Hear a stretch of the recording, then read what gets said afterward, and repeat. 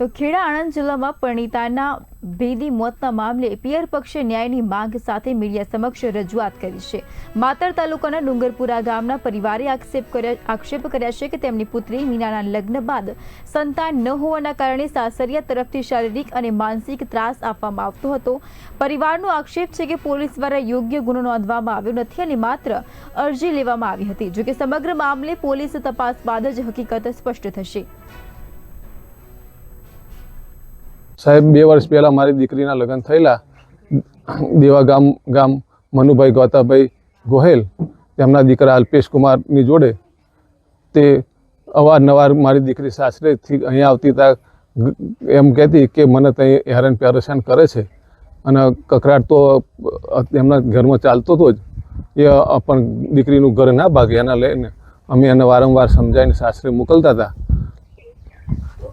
શું ઘટના બની ફરી સાહેબ એક દિવસ 6:30 વાગે ફોન આવ્યો રાત સાંજના અને એમ કહેવામાં આવ્યું કે તમારી દીકરીએ ઘરે ફાંસો ખાઈ નાખ્યો છે તો તમે આવી જાઓ।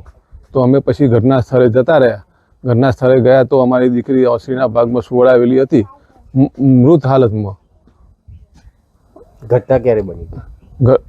ઘટના 10/7/2026ના રોજ સાંજના 6:30 વાગે અમને ફોન આવેલો।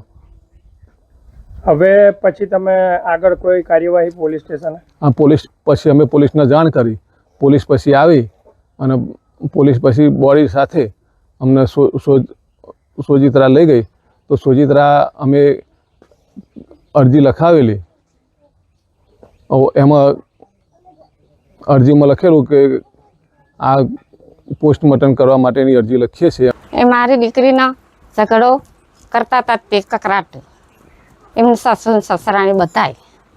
હવે મારી દીકરીનો સવારનો ઝઘડો પણ મારી દીકરી કશું કહેતી નથી, આવે જાય પણ કોઈ દિવસ કશું ક્યાં નહીં। અમને કેટલો સમય થયો હતો?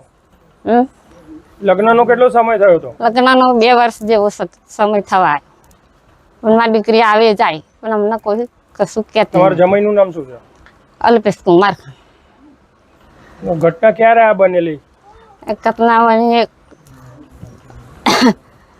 બપોરે બની હોય, 2 વાગે બની હોય એવું સાહેબ અમને જાણવા જ નહીં મળી, કઈ વાત જ નહીં મળી।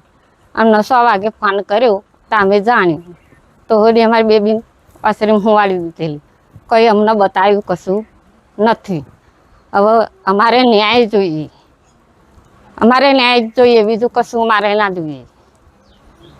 મારી દીકરીનું કે શા કારણે મારી દીકરી આવું કર્યું, તમે સીધા બન આલી તે મારી દીકરીને આવું કરવું પડ્યું।